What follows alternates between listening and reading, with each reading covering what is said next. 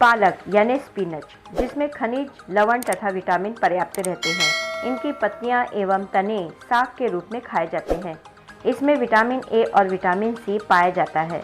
पालक कई गंभीर बीमारियों का खतरा कम करता है। इसकी तासीर ठंडी और तर होती है। जिनके शरीर में लाल रक्त कण कम होते हैं उनके लिए पालक फायदेमंद है। पत्ता गोभी यानी कैबेज, जिसमें केवल कोमल पत्तों का बंधा हुआ संपुट होता है। पत्ता गोभी को सब्जी के रूप में पकाकर या सलाद के रूप में कच्चा भी खाया जाता है, जो कि मानव शरीर को पोषक तत्व प्रदान करती है। ये दोनों चीज़ें आँखों के लिए बेहद फायदेमंद है। नमस्कार, मैं परछाई आज आपके साथ पालक और पत्ता गोभी दोनों को मिलाते हुए एक रेसिपी शेयर कर रही हूँ, और वो है इनके पकौड़े। शाम की चाय के साथ इनके पकौड़ों का मज़ा कुछ मज़ेदार रहता है। गर्मा गर्म चाय की प्याली और पकौड़े। आज मैं इनके पकौड़ों को बनाकर सबकी चाय को कई गुना स्वादिष्ट बनाने जा रही हूँ। तो चलिए आप भी बनाइए। पसंद आए तो ढेर सारा लाइक करना, सभी के साथ शेयर करना। मेरे चैनल में अगर नए हो तो प्यारे से कमेंट के साथ सब्सक्राइब भी कर देना। तो चलिए, तो यहाँ पर मैंने पकौड़ों को बनाने के लिए एक गड्डी पालक की ली है, जिसे कि मैंने साफ़ कर लिया है। जो भी खराब पत्ते थे या कुछ भी गंदगी थी निकाल लिया है, और इन्हें अच्छी तरह से साफ़ सुथरे पानी से 2 से 3 बार धो लिया है। तो ये देखिए, एक गड्डी पालक तैयार हो चुकी है। और यहाँ पर मैंने कैबेज के कुछ पत्ते लिए हैं। तो ये पत्ते मैंने गिनकर 6 लिए हैं। तो ये पत्ते काफ़ी बड़े बड़े हैं, तो मैंने इन्हें लिए हैं। तो कैबेज को क्या काटना, उनके पत्तों को निकाल के मैंने इन्हें साफ़ सुथरा कर लिया है। इस तरह से ये अच्छी तरह से साफ़ भी हो जाते हैं। तो चलिए अब आगे बढ़ते हैं। इनके लिए क्या क्या चीज़ों की ज़रूरत है और देख लेते हैं। और यहाँ पर मैंने 5 छोटे से प्याज लिए हैं, और ख़ास करके छोटे इसलिए लिए हैं क्योंकि इन्हें मैं लंबा लंबा काटूंगी तो काटने में दिक्कत नहीं होगी। और 4 मिर्च ली है, ये बड़ी है लेकिन बहुत तीखी नहीं है, कम तीखी है। और यहाँ पर मैंने लिया है अजवाइन के कुछ पत्ते। तो ये घर की खेती है। तो देखिए, मैंने इस तरह से एक फूल की तरह इसे निकाल कर लिया है। तो आप देख सकते हैं पत्ते बहुत ही अच्छे, बहुत ही प्यारे हैं। तो इन सभी पत्तों को मैं इसमें यूज़ करूँगी। अजवाइन की जगह पर अजवाइन के पत्तों का यूज़ करूँगी। पकौड़ों में ये स्वाद बहुत ही अच्छा लगता है और पाचन के लिए भी बहुत अच्छा रहता है।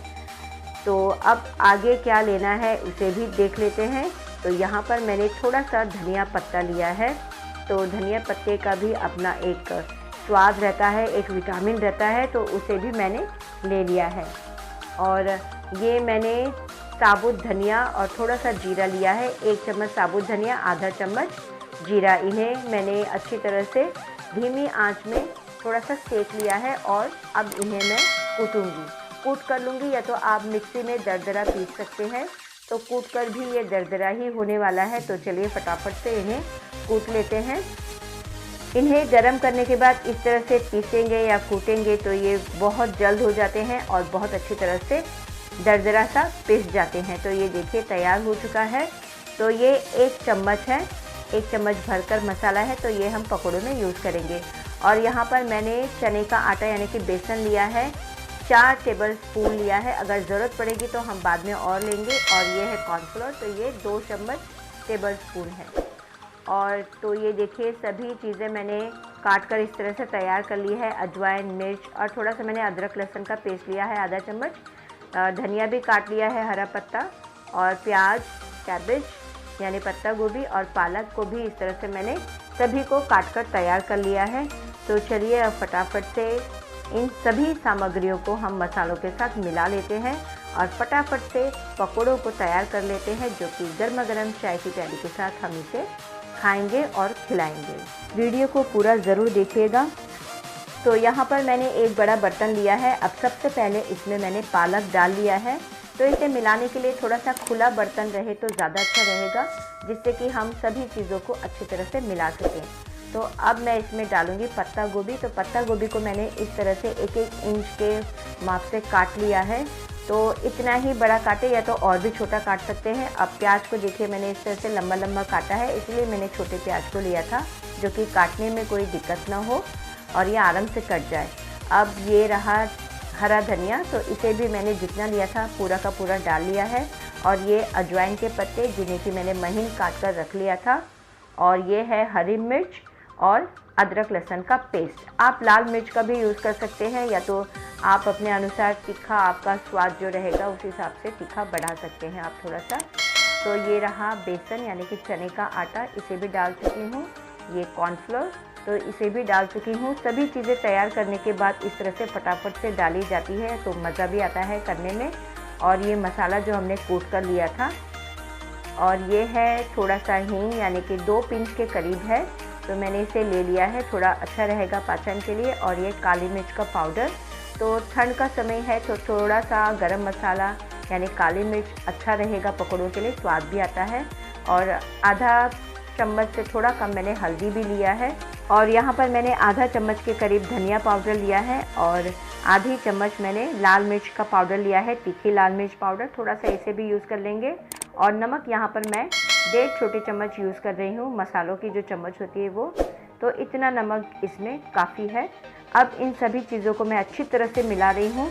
पानी का बिल्कुल भी यूज़ नहीं करना है और ना ही ज़रूरत पड़ेगी। तो नमक हमने इसमें डाल दिया है, तो देखिए सब्ज़ी अपना पानी धीरे धीरे छोड़ रही है। तो ये देखिए इसी तरह से मलते हुए इन पकौड़ों को बनाएंगे जो कि अच्छे करारे बनेंगे। तो पानी का यूज़ करने की इसमें बिल्कुल भी ज़रूरत नहीं है। सब्ज़ी अपना पानी अपने आप छोड़कर इन मसालों को, सभी चीज़ों को अच्छी तरह से मिला लेती है। तो ये देखिए पानी का बिल्कुल यूज़ नहीं किया है, आप देख सकते हैं अच्छी तरह से ये सभी चीज़ें मिक्स हो चुकी हैं। तो चलिए इसे एक जगह पे इकट्ठा कर लेते हैं। तो देखिए अपना धीरे धीरे पानी छोड़कर सब्जियों ने, मसालों ने इसे इस तरह से मुलायम सा, नरम सा बना लिया है। तो बस इसी तरह का हमें ये पेस्ट चाहिए।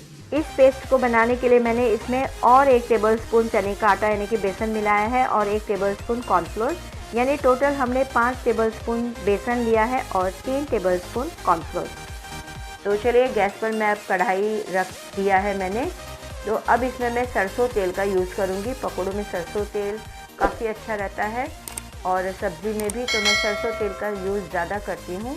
वैसे सर्दियों में अगर सरसों तेल का यूज़ करें तो वो बहुत अच्छा रहता है स्वास्थ्य के लिए, तो पकौड़ों में भी आप इसे यूज़ करें तो ज़्यादा अच्छा रहेगा। तो चलिए अब तेल को गरम करने के लिए मैं रख चुकी हूँ। तेल इतना ही लेंगे, बस इतनी मात्रा काफ़ी है। तो चलिए इसे फटाफट से गरम होने देते हैं।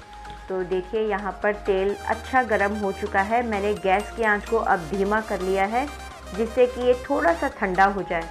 तो चलिए अब पकौड़ों को बनाते हैं, और गैस की आंच को मैंने अब हाई कर लिया है जिससे कि ये पकौड़े अच्छी तरह से फ्राई हो जाए। और पकौड़ों को डालने के बाद थोड़ा सा मैं इसे गैस की आंच को कम कर लूँगी जिससे कि पकौड़े जले ना। तो देखिए मैं इस तरह से डाल रही हूँ, कोई शेप नहीं लिया है मैं फटाफट से इस तरह से ही तेल में डाल रही हूँ। इस तरह के पकौड़े भी बहुत अच्छे लगते हैं।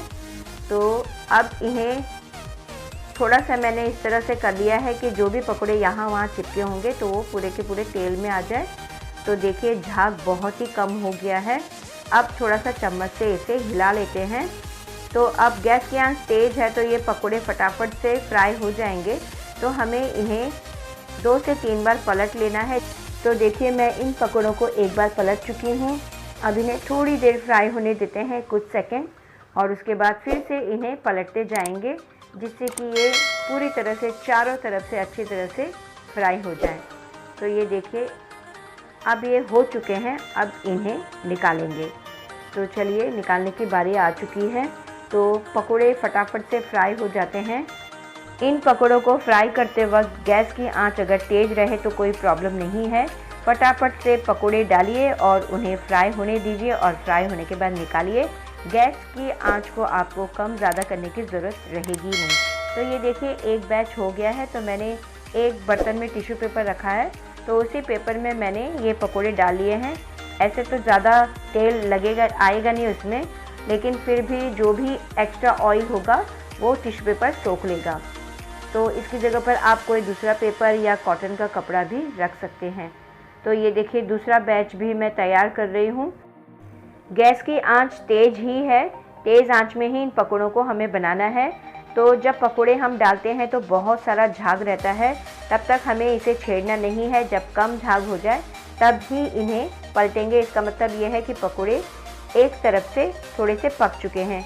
तो ये देखिए मैं तीसरी बार इन्हें पलट चुकी हूँ। तो इसी तरह से पलटते हुए ये तैयार हो चुके हैं। तो चलिए इन्हें भी निकाल लेते हैं और जो आगे का बैच है उसे भी फटाफट से तैयार कर लेते हैं। तो पकोड़े तेज़ आंच में बहुत ही फटाफट से तैयार हो जाते हैं और इन पकोड़ों को तेज़ आंच की ही ज़रूरत होती है। तो देखिए ये बैच भी तैयार हो चुका है, तो फटाफट से सभी को इसी तरह से तैयार कर लेते हैं।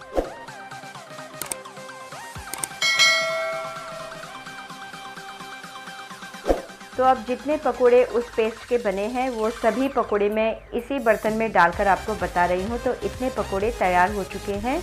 तो ये देखिए पकोड़े बहुत ही अच्छे करारे बने हैं और स्वादिष्ट भी बने हैं, क्योंकि ये पालक और पत्ता गोभी के पकोड़े हैं। तो ये बहुत ही टेस्टी लगते हैं। तो इस तरह से पकोड़े बनाकर आप अपनी सुबह की और शाम की चाय या सुबह का नाश्ता भी तैयार कर सकते हैं। तो चलिए इन पकोड़ों को प्लेट में निकाल लेते हैं सॉस के साथ। तो चटनी की तो इसमें ज़रूरत नहीं है क्योंकि सभी चीज़ें इसमें गई हैं। अगर आपको चटनी फिर भी चाहिए तो आप यूज़ कर सकते हैं, लेकिन मैं यहाँ पर सॉस का यूज़ कर रही हूँ। तो सॉस इसमें बहुत ही अच्छा लगता है, बहुत ही टेस्टी लगता है और गरम गरम चाय की प्याली के साथ भी इन पकोड़ों का मज़ा आप बहुत अच्छी तरह से ले सकते हैं। तो देखिए इन पकोड़ों को मैं प्लेट में अच्छी तरह से रख चुकी हूँ। तो फटाफट से आइए इन पकोड़ों को खाइए और बताइए कि ये पकोड़े कैसे बने हैं और कितने अच्छे आपको लगे हैं। तो चलिए फटाफट से आप भी इस तरह से पकोड़ों को बनाते हुए अपनी फैमिली और अपने बच्चों के साथ इन पकोड़ों का मज़ा लीजिए, सॉस, चटनी या गरम गरम चाय की प्याली के साथ। अगर आपको मेरी ये रेसिपी अच्छी लगी हो, बनाने का तरीका अच्छा और सही लगा हो, तो दिल से ढेर सारा लाइक कीजिए, शेयर कीजिए अपनों के साथ, अपने फ्रेंड्स, अपने रिश्तेदारों के साथ, सब्सक्राइब कीजिए और बेल आइकन ज़रूर दबाइए, जिससे कि मेरी अगली वीडियो आपके पास जल्द से जल्द पहुंच जाए। अब मिलते हैं नेक्स्ट वीडियो में। इस वीडियो को पूरा देखने के लिए बहुत बहुत धन्यवाद। रेसिपी अच्छी लगने पर दिल से बिना कंजूसाई के कमेंट ज़रूर कीजिए।